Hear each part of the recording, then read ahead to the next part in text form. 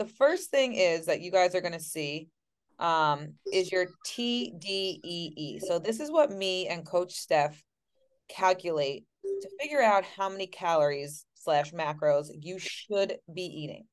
Okay. So this stands for total daily and energy expenditure. Okay. So that has a bunch of different components to it. So the biggest component is your BMR, your base metabolic rate. That is literally this big blue chunk right here. Okay. And this consists of your height, your weight, your age, and a little bit of your muscle density, but not even. It calculates how many calories you would burn if you just laid in bed all day, right? Just to keep you alive, your heart beating, your blood pumping, that's the same thing, your brain functioning, your diaphragm breathing. Okay. So this is all your base needs. It's obviously the biggest chunk. Okay. Then, which is awesome, you have a couple of three different things. I don't know why this is not in order, but the second biggest thing is your NEAT, your non-exercise activity thermogenesis. This means how much you move throughout the day. Okay. So do you talk with your hands, right? All my Italians and Coach Steph, you probably gain more points here.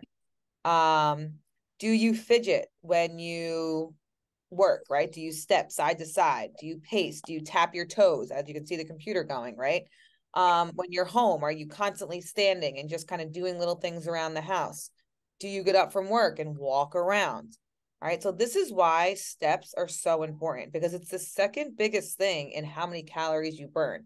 People think exercise is, and it's actually last, right? So steps, how much you move are super, super important. So walk a lot, fidget, talk with your hands, tap your feet, move your legs, right? You want to be moving as much as possible.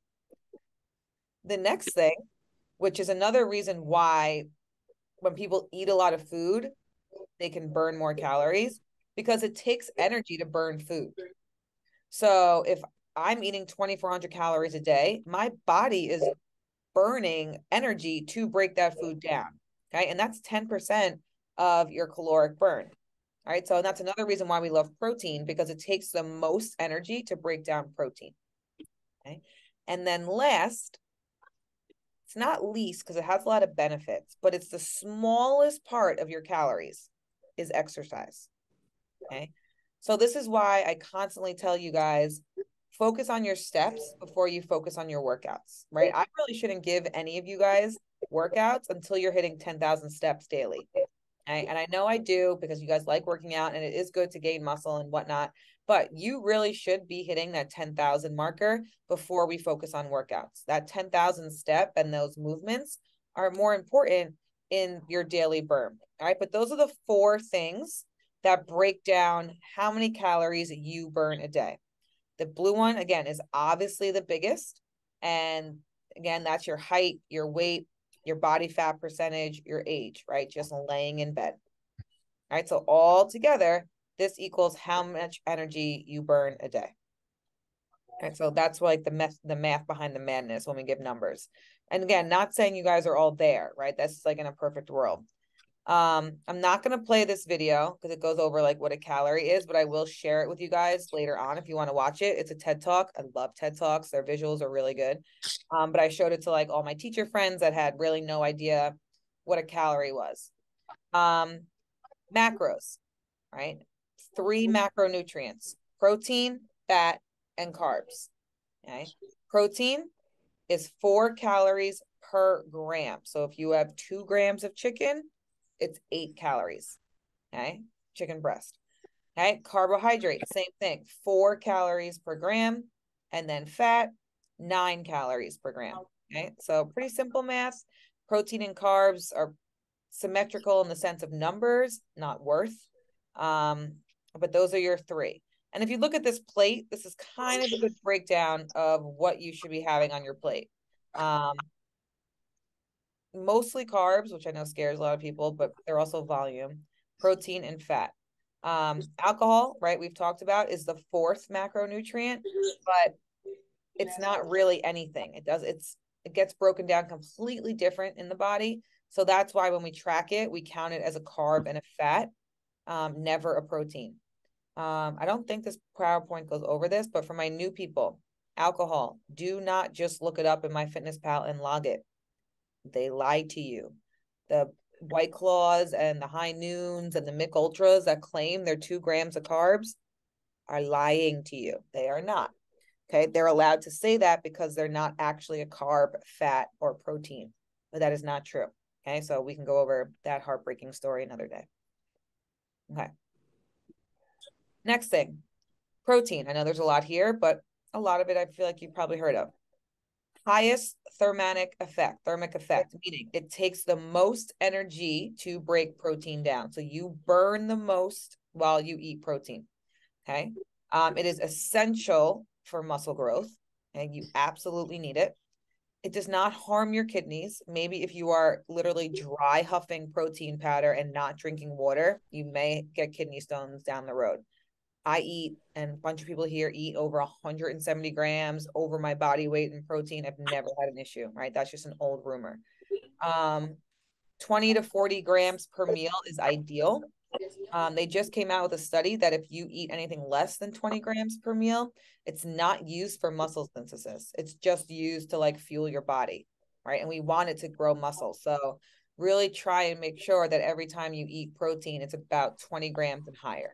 Okay, or else it's not really going towards what we want it to. It is your number one energy source. It promotes so many good things: sleep, brain, fiber.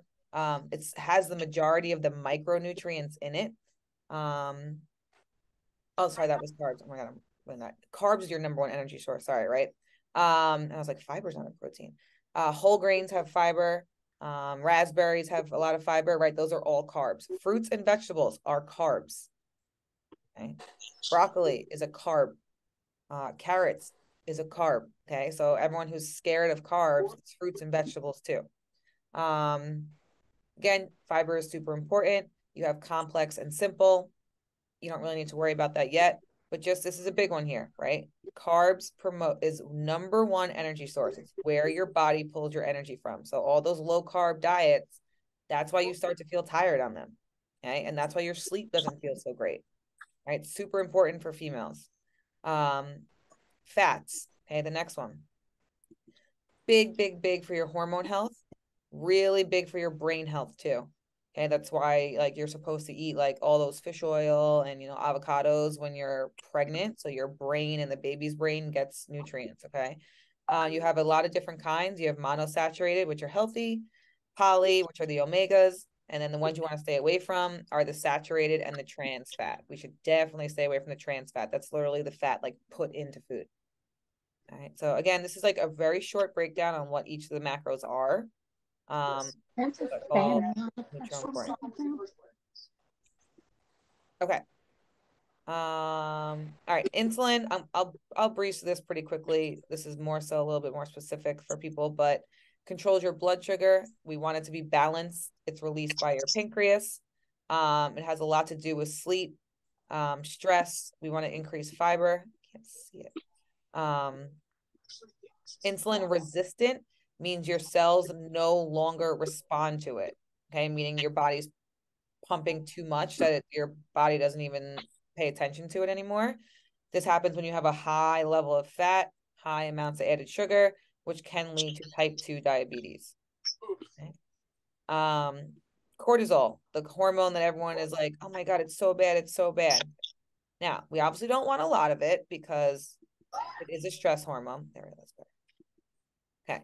It's produced in the adrenal gland, and it was made for when we were, again, I talk about this a good amount, when we were like cave people, right? And fight or flight. So when we were walking along the forest, we had to be heightened, right? Because we could get eaten by a bear.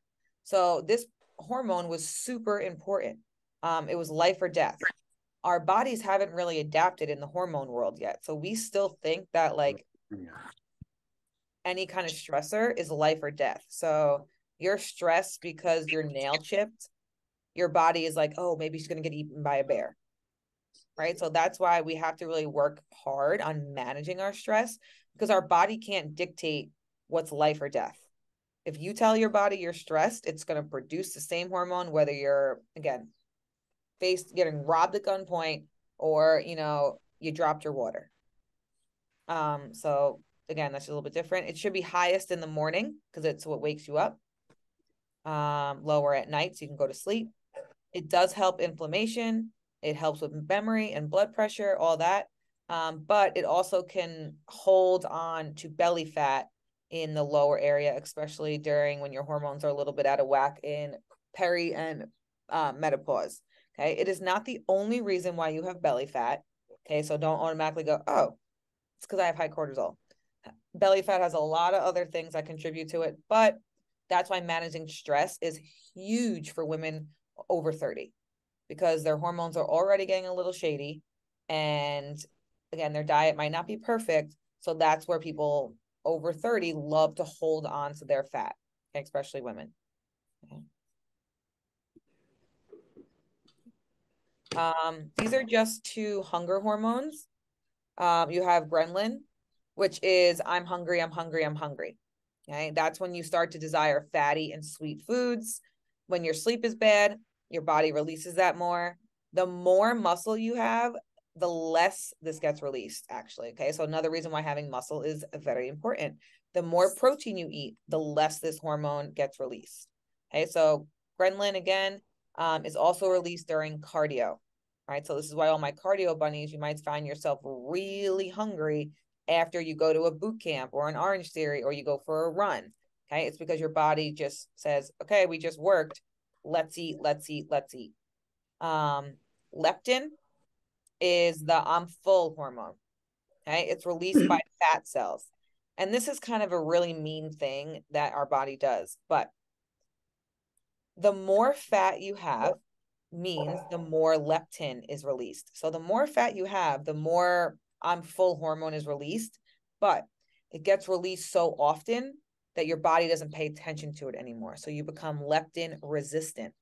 So this is why people get themselves into a little bit of a pickle when they gain a lot of weight, because they really don't feel full anymore. And it's partially because of hormone, partially because of bad choices, but it gets released. Your body doesn't pay mind to it anymore. So you find it very, very hard to get full. This is what I joke about with Mindy, that I must not have this hormone because I don't ever feel full. Okay.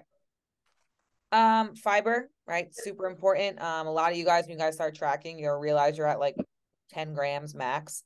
Female should be minimum 25.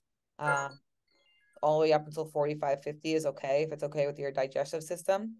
The whole net carb thing, that's carbs minus fiber. So that's why things can trick you and say, oh, only 4 grams of net carbs. Fiber is still not free. Okay, it's still a calorie. It still gets absorbed into our body. So the net carbs is just a tricky way of pulling out the fiber. It still counts. No food is free. You have soluble and insoluble with different kind of things they do for you, different kind of things that provide it. It helps level out your blood sugar. It helps your bowel movements big time, cleanses your colon, and it keeps you fuller. It's hard to break down. Again, my 2 biggest things that I love with this are the whole wheats and the berries. A lot of times the vegetables that have a lot of fiber, like broccoli and cauliflower and Brussels sprouts, also make you fart a lot. So we sometimes eat those, we sometimes don't. Okay, water. Half your body weight in ounces should be the minimum you drink. Okay, minimum. I give everyone about 120 ounces as their goal because it's never a bad thing. Okay, water makes up 70% of your body. That is a huge part of you. So it literally will help everything. It regulates your body temperature. So again, women going through hot flashes and stuff, water is super important. It lubricates your joints. So if you're achy, it fights infections. It gets the toxins out of you. It helps your skin. A lot of you guys will tell me, wow, like people said my skin looks different once I started drinking water. It's true. And it helps with recovery. Okay, it also keeps you fuller. if that's another thing. But water is so, so important.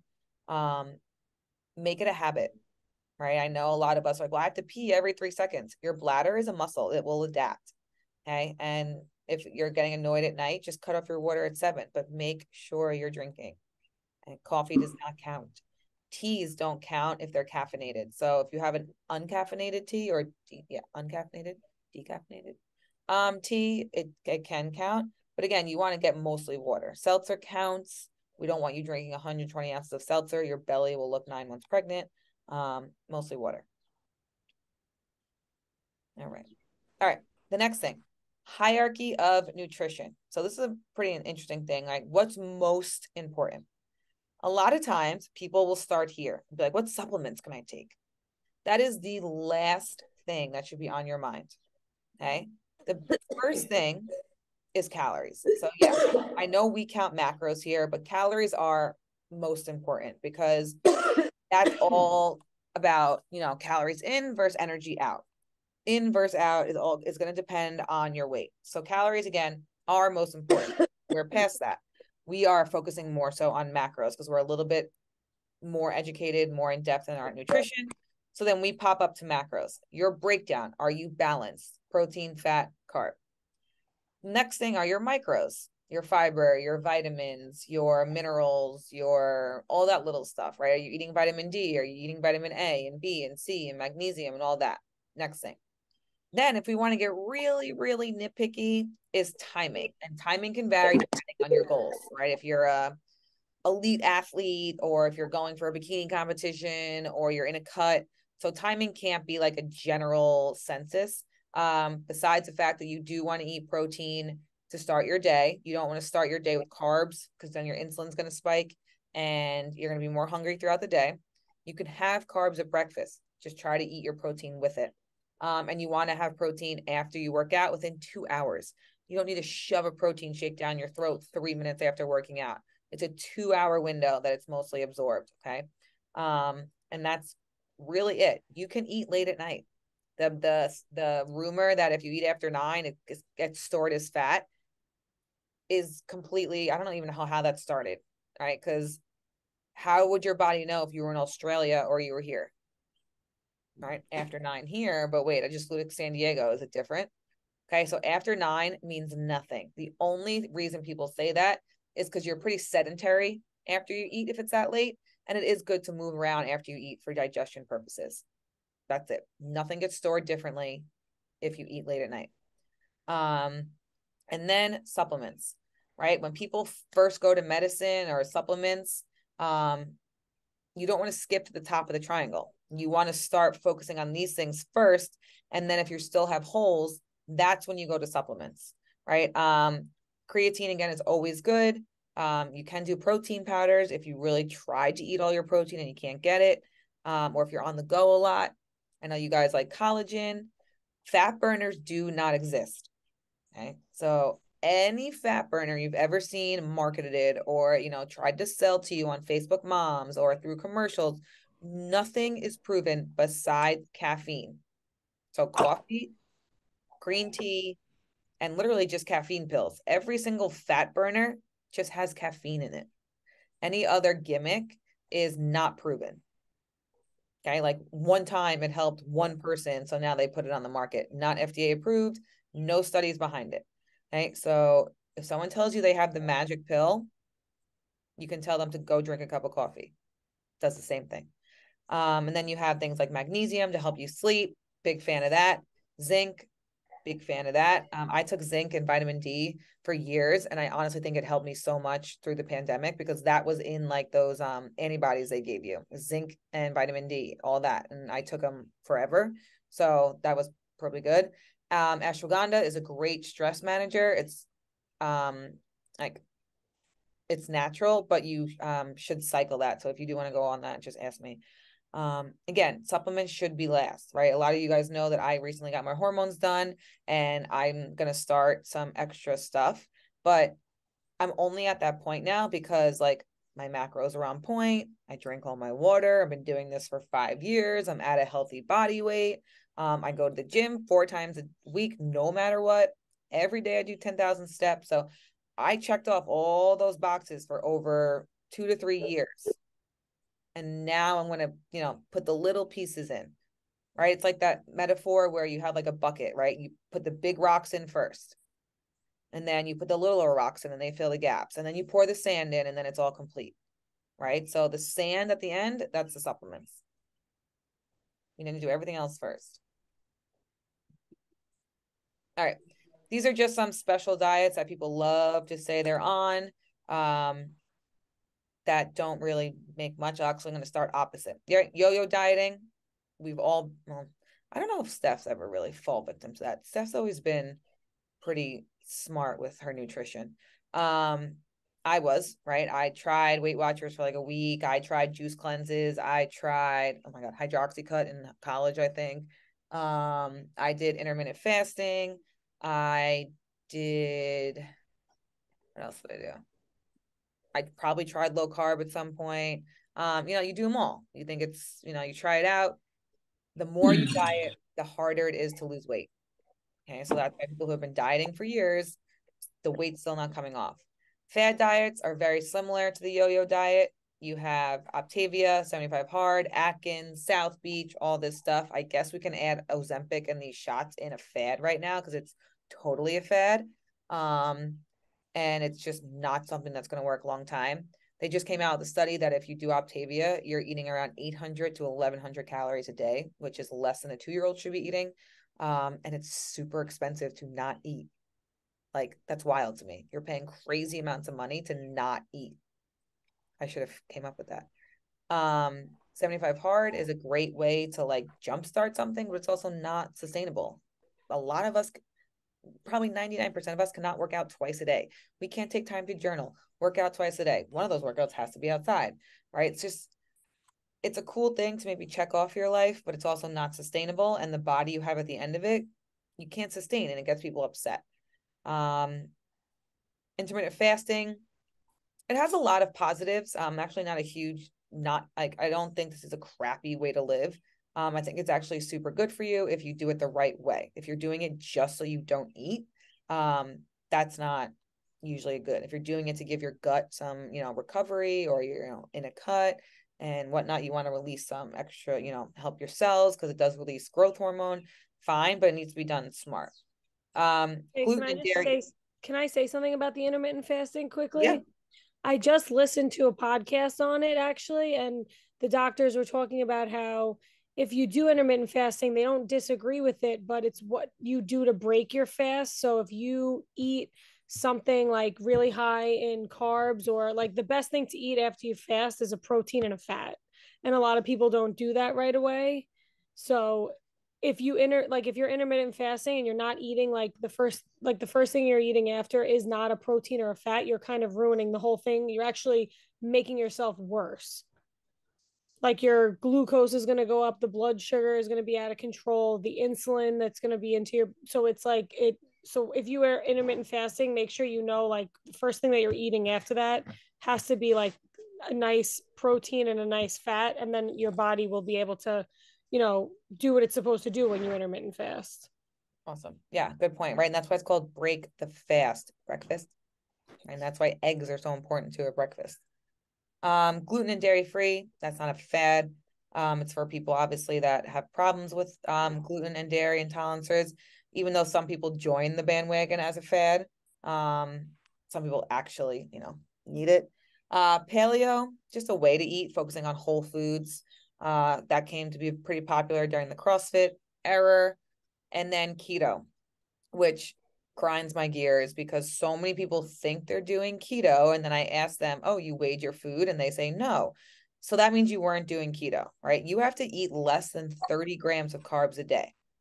You don't know if you're doing that unless you weigh and log your food. So that was another thing that was just cool because people would drop weight super fast because they just stopped eating carbs.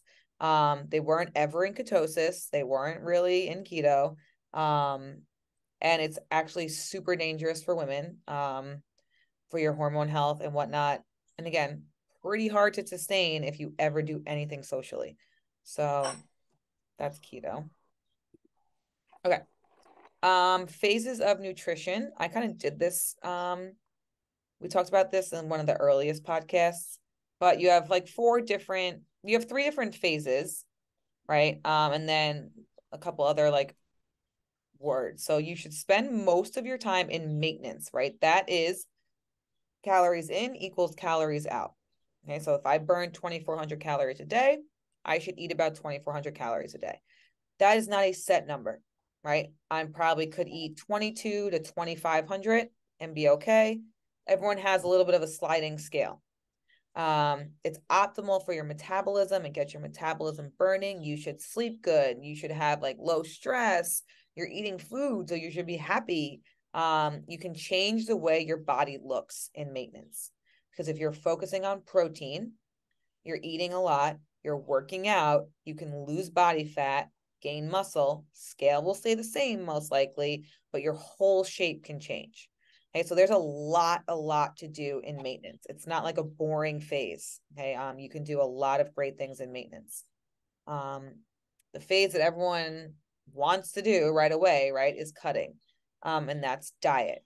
But that's when you eat less than you burn. You have to be in a good place before you diet, right? You cannot just jump into a diet. It may work for 2 weeks. It's not going to keep up.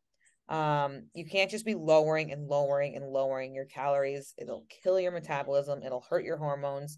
It'll really hurt your chances next time you want to diet. You cannot spot reduce. Okay, so you cannot do an ab workout and lose body fat in your stomach. You cannot spot reduce fat. Okay, you cannot do 1,000 air squats and lose body fat in your thighs. Okay, body fat is 100% designated by your DNA, where your body decides to pull it from first. Nothing you can do about it. What you can do is try and build muscle in those areas. Okay, but you can do 1,000 sit-ups a day. You're not going to burn body fat there. It's kind of hard to build muscle when you're in a cut, very hard to build muscle because you're under eating. And again, muscle has to grow from something. If you're a newbie to this, you can sometimes grow a little bit of muscle just because your body is like shocked into it and they'll pull from other areas. But for the most part, you're just seeing the muscle that you already had. So when people are like, no, when I diet, I get strong.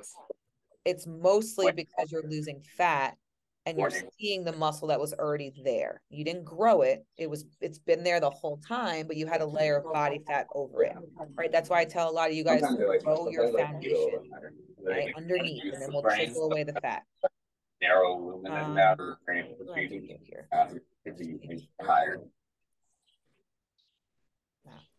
I just station off because we're running a neuro exam on him. So I turned it off and we might go on that medication he was on this morning. That kind of keeps him sleepy but comfortable. And then your cut should be about 500 a day. You don't really want to go lower than that because then it's going to be really slow. Until he's off his bed rest, he has to stay flat. And then when we had him in the scanner and he was flat, he did not tolerate water. Okay.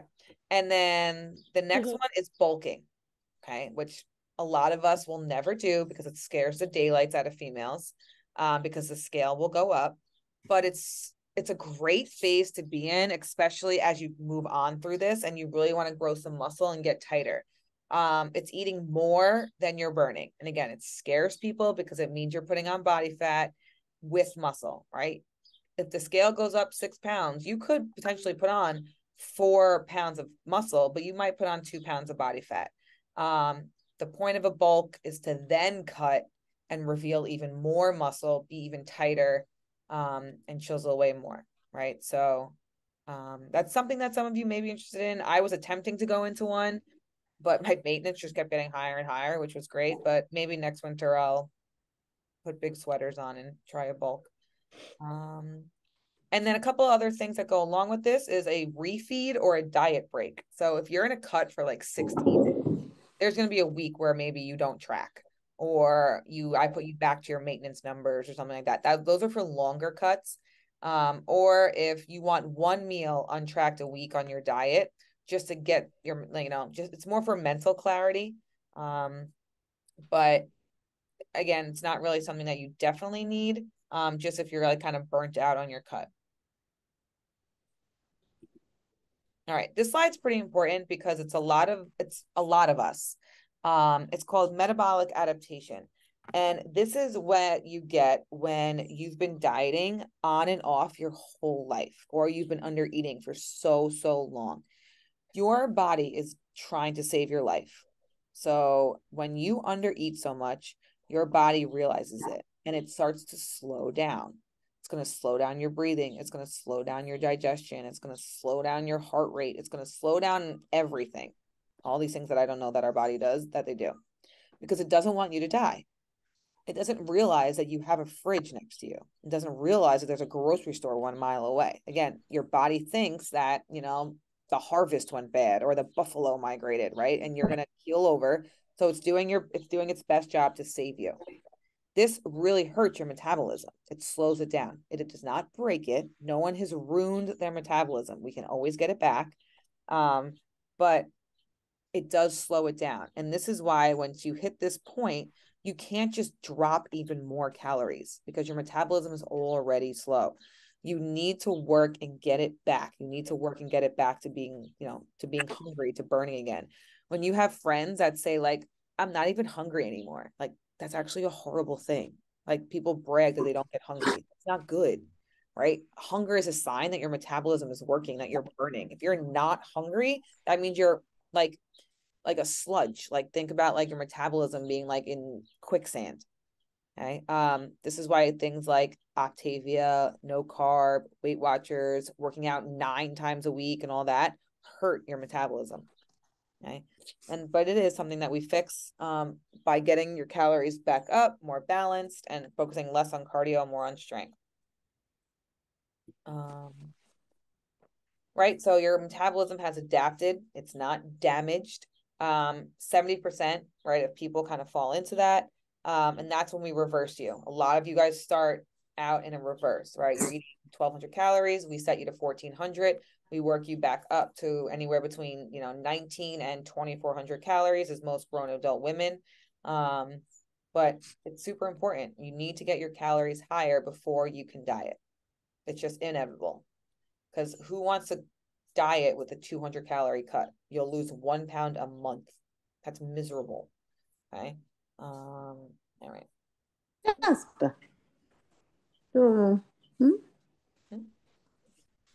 Okay. This is just a picture of a reverse diet, right? She started out here at 138 pounds. She went up 600 calories. She stayed at 138. She was very lucky, but she worked super hard in lifting. And then you do a cut. Then she was able to drop her calories about 400, and she revealed the foundation underneath the muscle that she built. Okay, so this is kind of just the fit. Again, this is a great example because she didn't gain any weight in her reverse. Usually you'll go up a pound or 2, but nothing that crazy. Even in her diet, she was eating more than she was previous.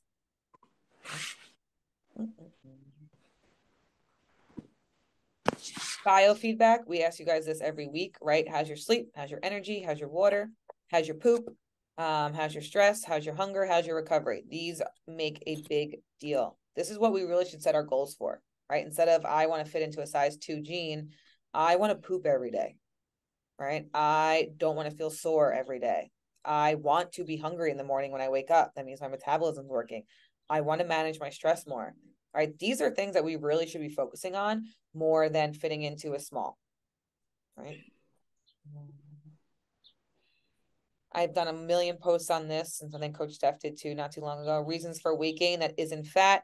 You cannot gain a pound of fat overnight unless you overate your daily burn by 3,500 calories.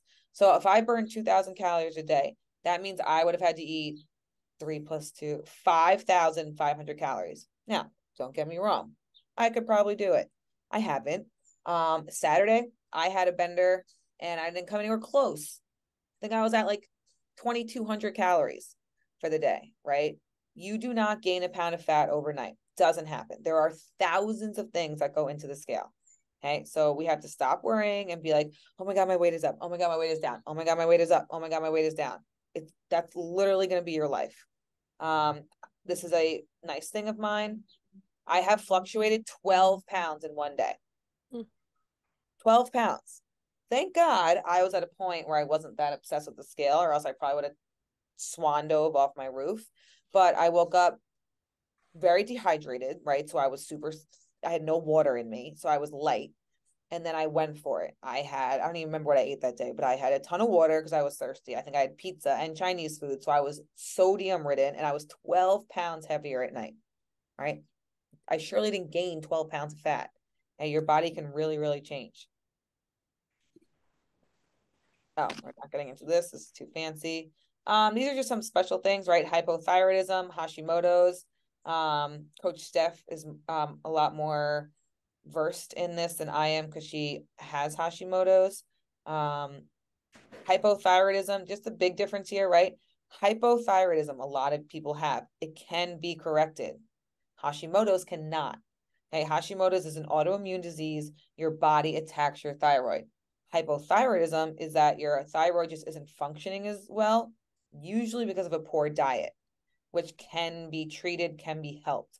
Not saying you can get back to perfect, but Hashimoto's, there's nothing you did wrong there. Autoimmune, luck of the draw. Hypothyroidism, a little bit different. But two big things that if anyone has these, you don't want to do HIIT workouts. You don't want to do boot camps. You don't want to do Orange Theory. You don't want to do F45. You don't want to do crazy classes like that because it's a stressor. And these two are already, you need to deal with stress. Okay. They're very, very affected by stress. So putting yourself through these crazy HIIT workouts releases even more cortisol. And it's like the number one thing you shouldn't do. Steph, People that have this too, also like what you were talking about before, the ashwagandha is really, really good to help lower the cortisol, because if you have hypothyroidism, your adrenals are constantly pumping, they're constantly going, and that's one of the biggest things is like stop the HIIT workout, stop anything that has the high release cortisol, and calm down your adrenals, or else they're in overdrive. And it's like when you get stressed out, your body goes in overdrive anyway, like what CJ was saying, like you think you're like when we were back, like you get stressed because you think you're gonna, like in the wild, the animals, like they get chased, they think they're gonna die, they get away, then everything calms down. Your body just constantly does this all day long, and that's what's causing fatigue, that's what's causing like feeling like that afternoon slump when you need extra caffeine, like, oh, I need another cup of coffee, or I need something at 2 o'clock because feel like I'm dying. So all of this relates back to like your food, your exercise, and definitely like I think supplements like or nutrient support for this is definitely something huge. Like that's why I always eat Brazil nuts. I'm a big fan of those because they have a lot of selenium in them. I take a zinc supplement. I take magnesium every single night, and I think it really helps. And I think those, if somebody has a thyroid thing going on, first of all, definitely get blood work and make sure they do the entire panel, because some doctors won't. You have to ask for an entire thyroid panel, like the T3, the T4, the TSH, everything, because they need to look at it as a whole. A good doctor will do it, but I've had doctors that didn't do it, and they prescribed me like the wrong stuff until I found a good endocrinologist. So, and again, I have those hormone people. oh yeah, I've taken my thyroid medicine now for like 2 weeks, and progesterone, and I never knew what sleep was like. I literally, oh, hello, Marty. She woke up. Her eyes are open. Little baby John, oh my God. So it's again, but you want to do the bigger things first. Let's focus on nutrition. Let's focus on strength and workouts. And then if you're like, okay, wow, I'm still don't feel right, that's when you should really like look into stuff. Like that's like the cherry on top. Because you can take all the medicine in the world, but if you don't eat right and you don't move, you're gonna feel like shit no matter what. Yep. All right. Some other things. We're not really gonna go into these either. Other special like populations of people. Everyone, we have someone with everything here, right? Okay, why track macros? And I'm sorry to be rude, and I'm in this. We're not good at estimating. Yeah, I'm better than most. I'm sure Coach Steph is better than most now. But if I ate the whole day and didn't track, I could maybe guess where I would be. I might be completely off, right? It's the only part of our life that we don't really plan out. right? We want to save money. We write out, we budget. We don't just guess. We want to drive somewhere new. We don't just guess left, right, here. We write it out.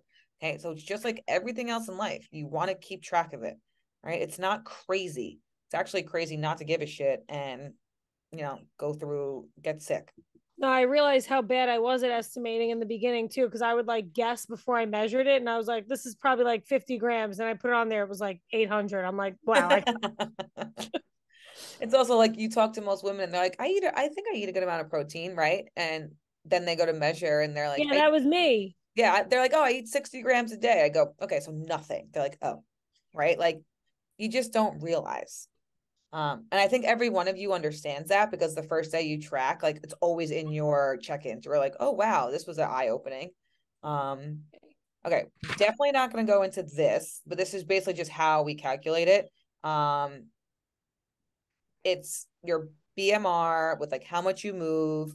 And again, I went over that kind of in the beginning. And then you break it down by, protein should be minimum 0.6. I always go more than that, 0.8 to about 1.2 grams per body weight. Then fat should be next. And then your remainder is carbs. If anyone ever wants to know how I figured out your numbers, please just ask me and I will gladly walk you through it. Again, this is ideal though. A lot of us are going through reverses, so it's different. Alternatives to tracking macros, you have intuitive eating, which you may eventually get to. I do it every once in a while, but again, I've been tracking macros for years and years, so I'm a little bit better, and I love protein, so I know that I'm never under. You can do a food journal. You can take pictures of your food. You could do the plate method, where 50% of your plate should be a vegetable or a fruit, and then that's supposed to be a fat and a protein, and then mindful eating. This is just a good thing to practice, even if you are tracking. Like, halt, meaning stop, right? Are you hungry? Are you sad or angry? Are you lonely? Are you tired? Or are you actually are you actually hungry, right? These are things that we like to eat. We like to eat because we're mad or sad or lonely or tired, not because we actually need food. Remember, emotional hunger comes on really quick, right? So if you're fine, then all of a sudden you're hungry, it's emotional. It also goes away quick, and any food will do. A carb and a fat, most likely. Physical hunger means that it comes over a longer period of time, and a balanced meal is what's going to fix it. Meal plans, they stink, but people do them. Meal plans are just like a fad diet. All right. If I just told you what to eat every day, you would become a robot. And the second you went out to eat, or the second you went to a wedding, or the second you had a social event, or the second you had a vacation, you would have no idea what to do. You'd panic, and eventually the weight would come back on. So meal plans, meal help is different. Jamie asked this question the other day. You could do hand size, right? A carb is like a cup, vegetable is a fist, protein is a palm, and fat is a thumb. I have small hands, not fair. This I feel is relative, but again, it's decent if you have nothing else. All right, I'm gonna go through fitness pretty quickly, just because we're only have like 15 minutes left. Pretty crazy. 80% of adults are not fit. Okay. 80% of youth do not move for 30 minutes a day. That's so sad. And then most of the time kids will spend like 8 hours in front of a screen but not move, right? So we are an example for, even if we don't have kids, there's little people in your life somewhere. We have to show them better. These are just some of, I just want to say, like, as a phys ed teacher, the craziest thing is like seeing these kids, like they can't run a lap around the track without stopping. Like, most of them can't make one lap around the track. It's insane. And it's like, I just feel like, because sometimes I think for most of those kids, phys ed is like the only exercise they get all week. And they only have it like twice a week or sometimes 3 times a week. So it's like, I feel like we have to be more of we have to push it more on the kids and be more of an example, whoever we're around, because it's like, they're just so on their phones and computers and everything. Right. It's so important, right? And I love when I see you guys like working out and your kids are following you. It's the best, right?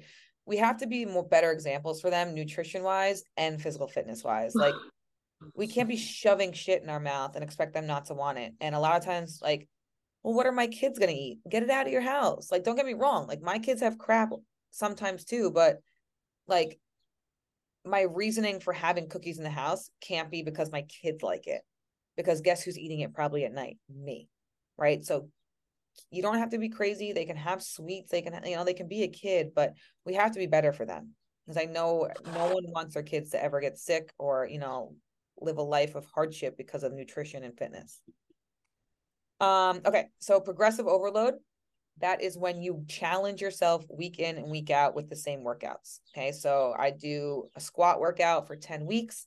Each week I make it harder. I either go up in weight, I go up in reps, I go up in sets, or I go slower through the movement. This is because I need to damage my muscles. I need to put it under stress, and I need to put them under tension. These three things, damage, stress, and tension, lead to a fancy word, muscle hypertrophy, which means growth, muscle growth. And again, no one can get bulky without really trying to, also without going into a bulk. Okay. For anyone that thinks if they lift a weight, they're going to look like a female bodybuilder, or even, I know people think I'm too muscular, right? Look like me. It's not going to happen. It takes people years and years of intense 2-hour gym sessions 5 times a week, 3,000 calories a day to get bulky. I promise you, you're not going to look like that, right? You're almost like undermining all their hard work by thinking that you're going to, like, Susan down the road is going to get bulky if she starts lifting some weights. It's not going to happen. Okay. This is EPOC, right? That's Orange Theory's favorite thing. Elevation in metabolism after you train.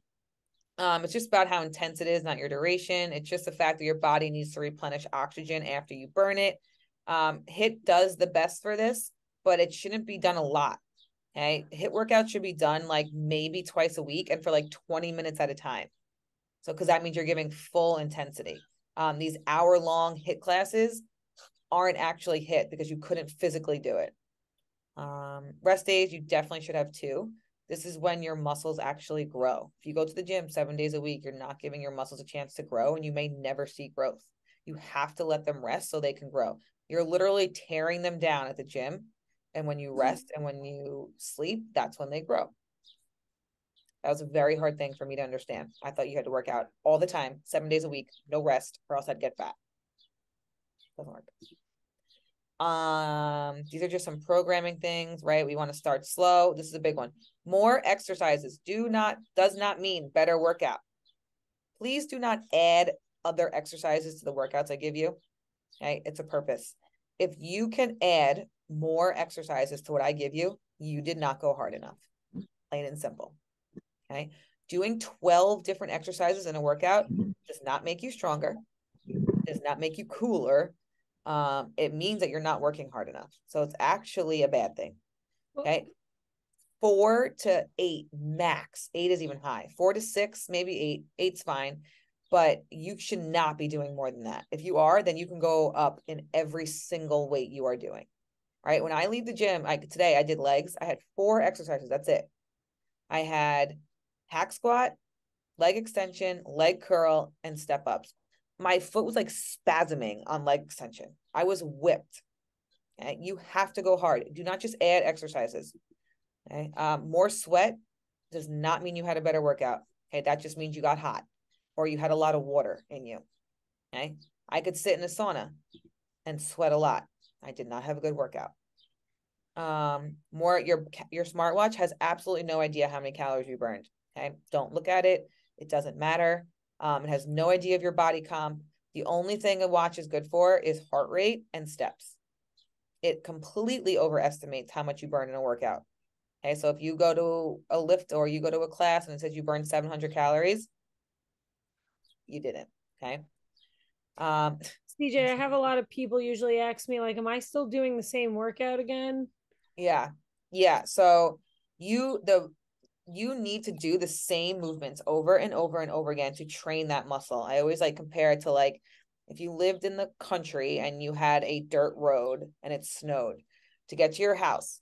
Every time you went, would you do a different pattern? No, you would stay in the same tire tracks over and over and over again to make the path smoother, to make the path more, concrete, to make it seen more. You're not going to just randomly go to your house in the snow every different time. You're not going to be able to see any kind of tire tracks, any kind of definition. If you keep growing over the tire tracks week in and week out, that's when you start to see definition. Okay. The muscle confusion got completely debunked. Doesn't work, doesn't help. Okay. So the minimum that I'm going to give you is a 4-week training program. Really, ideally 12 weeks is good. And I know you guys are like, I'm bored. Well, too bad. And also then make it more interesting, lift heavier. It shouldn't be boring going up in weight every week. It shouldn't be boring seeing your quads grow. It shouldn't be boring being impressed with what you do. And you know what? Sometimes things are boring. I love the gym, so I don't understand that comment. But if you have certain goals, sometimes things may be boring, and just do it anyway. Put on some fun music, put on a podcast, lift heavier weight. If you're bored, you can't be pushing that hard, because it surely is not boring when, oh no, my internet. No, we could hear you now. Okay. It's surely not boring, right? When you're like getting PRs or shaking on the end of your weight. Right. Well, I was told that when I first started, remember, I was told if it was boring, it's a me problem. So that's really the bottom line. Yep. That is a great line. Right. Random workouts off Instagram also don't get you fitter. Like, don't follow Susie Q's booty workout on Monday and then follow Karen's leg workout on Tuesday. It's a great idea to help you, but those don't work. You have to do concrete programming. That's another reason why, like, people who do the boot camp classes, they plateau with muscle because they're not doing the same thing.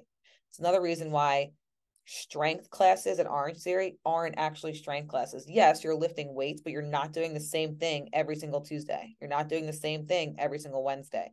That's why the Peloton strength classes aren't strength classes. You're not doing the same exact thing with heavier weights every single week. Okay. This is just something on cardio. You guys can look that when I share this. Just kind of tells you the lower your heart rate, the more you can do it. The higher your heart rate, the less often you should do it. But it is good to get a balance in. This is progressive overload, what I was talking about before, right? Muscle confusion has been debunked. You will see more growth if you follow the same program. You should increase weight every week or increase volume, which means reps. Time under tension, you can always go slower. You can add elevation. There are 1,000 things you can do to make it harder. You need to. You guys really need to challenge yourself on how hard you're going. Like, if you accidentally put the wrong weight on and you found out you could lift 20 pounds heavier one day, that should be a smack in the face, right? You don't stop when you get like a burn. You keep going. You stop when you're like, okay, I can't possibly come back up. And the last rep takes you 12 seconds. We have to push through that barrier. Okay. Right. Resistance training, so many good things. Your body composition, your lean body mass, reduce fat, your weight, your blood sugar, your bone health. Bone health is so important for my 40 and older women. Okay. Osteoporosis is huge. Your bone density decreases the older you get. Strength training literally makes your bones stronger. You need it. You need it. You need it. Oh my God, Marty, I can't. All right. Actually, that is it. And there's just some pictures of people I've trained, but whatever. Any question? I know there's a lot of stuff here, and I'm going to email this out with the Zoom.